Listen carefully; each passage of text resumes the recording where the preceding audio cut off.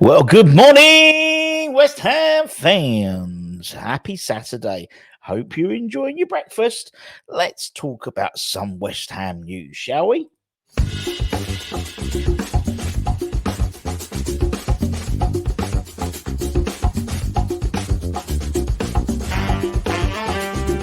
They'll lynch you, but he did, and he laughs at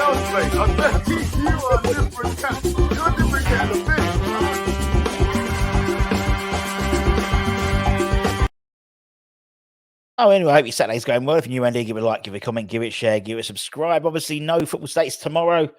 Aston Villa, Premier League is back, and it's live. And we'll be doing all the watch-alongs with Anton and friends. I'm actually, this is like Back to the Future. I'm actually in the caravan in Caister. Not now, obviously, because it'd be quite impressive to take all this. But, you know, it's like Marty McFly. This is like in the future, but I'm doing it. You know what I mean.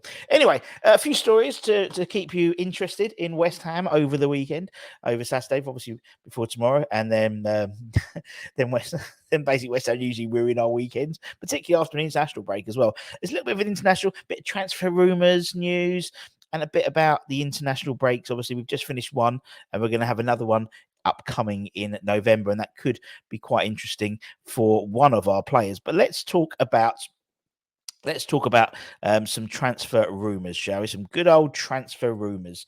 And let's start off with probably quite an interesting one, which is, and as you see there, Smith-Rowe. Emil Smith-Rowe. We've spoken about it before in terms of maybe a move to West Ham could be on the cards for the 23-year-old Arsenal attacking midfielder. But according to several sources, West Ham negotiated as part of Mr. Rice's deal, first refusal on Emil Smith-Rowe, and it's only sort of coming to light now. So we put in a first refusal clause within the negotiations, apparently, with Declan Rice. So he's obviously someone that we've been looking at, and we thought, well, while we're here, it was like Columbo. Just one thing, £100 million. Just one more thing. So obviously he's gone down the pecking order actually at Arsenal. You know, obviously particularly with Declan Rice coming into the Gunners side. You know, there's a lot of competition for places, and he's only made 14 appearances across last year, 40 across the whole season, and this season he's only played 135 minutes, which is about 1.5 games, something like that.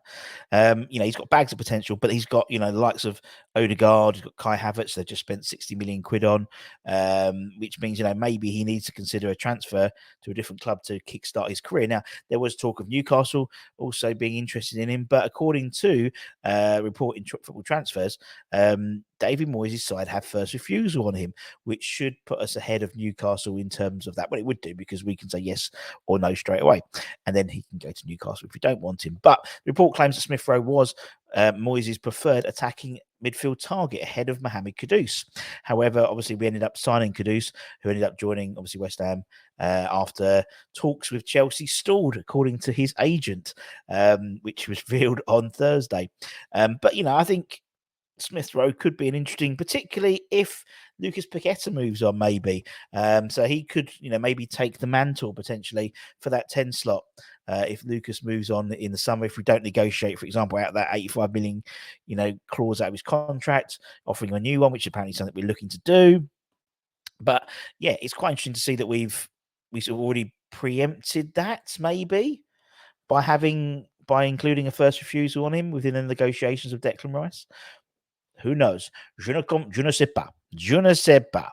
Let's talk about Lucas Paqueta, actually, because a report in Global Esporte claim that there could be a resolution in Paqueta and playing for Brazil. Obviously, he's missed the last two Brazilian team selections for the last two, obviously for September's international break and the October one, but there is a widespread campaign in Brazil to get him back in the England squad for the games. England squad, that'd be nice. In the Brazilian squad for the games against Uruguay and Venezuela. Sorry, he was omitted, but the next one's coming along at Colombia and Argentina in November. And the Brazilian manager Fernando Diniz apparently wants to include the West Ham Brazilian Magnifico in his squad for for November's international break. As I said, it's a massive campaign apparently in Brazil, trying to get him back in. Obviously, he was omitted because of the investigations into his into the betting allegations, and he has protested his innocence. He's also spoken with the FA already. In Brazil, it's slightly different. There's one Brazilian senator actually wants him banned for life if he's found guilty. But it's fair to say the Brazilian side have been really struggling without him. As I said, Denise has a meeting with the Brazilian Football Federation about potentially including him in the next international squad. That is apparently coming up very soon. Particularly, also even more poignant with Neymar basically out of an ACL injury for a long term. Sideline issue, so they're desperate to have him back and have some sort of creativity in the middle. So we'll see what happens. As I said, the meeting between Denise and the CBF is next month, and will give us an indication of what's happening with Paqueta, and also the investigation as well. So if they're more likely to let him play, then the assumption is that maybe the investigation is not necessarily coming to a close, but there's less substance. And we know there's the FA haven't been able to produce any information really in terms of the saga to Paqueta and his legal team, and West Ham, as I said, have stood right behind him. So let's see what happens. I think that will probably give us an indication in terms of what's going to happen with him going forward. But the flip side is obviously if it's all resolved, then City could come in for him and get him probably in the summer when the £85 million release clause is currently in play. So we'll keep an eye on that. And lastly, let's talk about a few rumours. A lot of rumours about centre-backs at the moment. There's a lot of rumours about centre-backs. This could coincide with reports that the Saudi Pro League apparently looking at potentially Kurt Zouma and also Nayef Aguerd amongst the sides.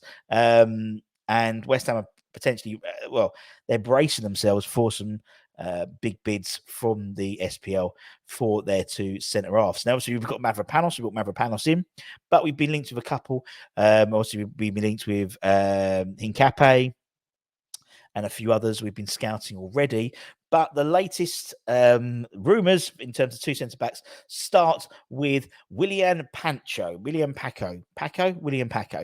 Eintracht Frankfurt, £35 million player.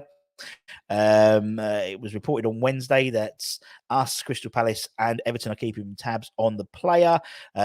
He plays for the Ecuadorian national side, so the same national side as Hincapié, I believe. And he joined Frankfurt from Belgian club Royal Antwerp this summer. They actually bought him for £8 million, and so to flip him for £35 million in the summer isn't a bad thing at all. He's he's been hyped up as one of the Bundesliga's next breakout stars, so you can see why West Ham are interested in him, or particularly probably Tim Steinden's more interested in him because he keeps his ear to the ground when it comes to Bundesliga players. Also, we have been linked with the likes of Harry Maguire recently, but I think someone like Paco could be more of, or Pacho could be more of a suitable replacement for someone like a Nayef coming in. He does play on the left-hand side as well. He's left-footed, which does help us.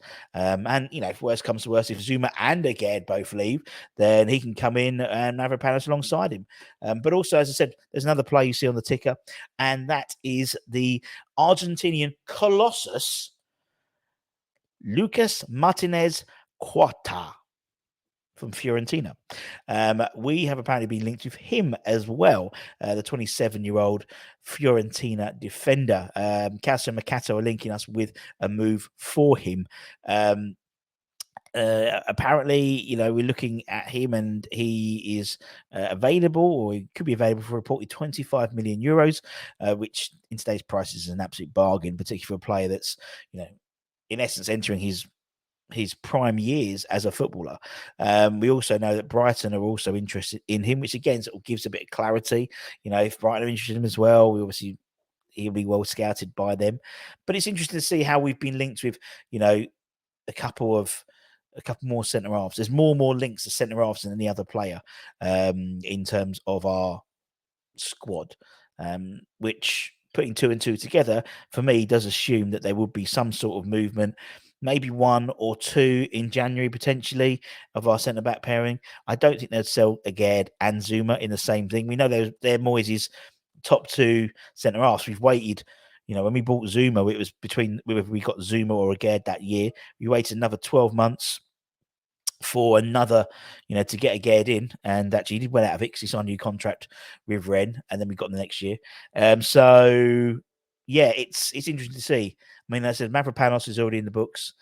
He could come in and obviously cover if Zuma left, for example. There'd be no break in service. In fact, it might be better because Mavropanos is slightly younger and slightly less injury prone, touch wood. And if Agard does go, then maybe someone like Willian could come in and do a job and would move into his formative years as a left-sided centre back. Obviously, play. He may well have. Well, he would know of. Well, he know because he signed in the summer, and he was from Antwerp, so he wouldn't have played in the same league as Mavropanos at the same time. But then maybe someone like Fernando Cuarto, who looks a little bit like a young Balbuena, in my opinion, but a massive colossus of a player, so a really big unit. So something that JWP will be licking his lips in anticipation for. And that's it, my friends. As I said, keep an eye on the channel. We'll have all the fun of the fair in terms of all the pre-match. We'll have, I think Anton's doing the predicted 11 on Sunday, so that'll be bound to be wrong. Actually, it's not. It should be relatively easy. And yeah, go back and check out the Dave Moyes press conference coverage and Unai Emery press coverage that we did yesterday. And yeah, take care, stay safe, stay warm, have a lovely weekend. And I'll probably see you on Monday. No, I'll probably see you Tuesday. See you on Tuesday. Bye-bye.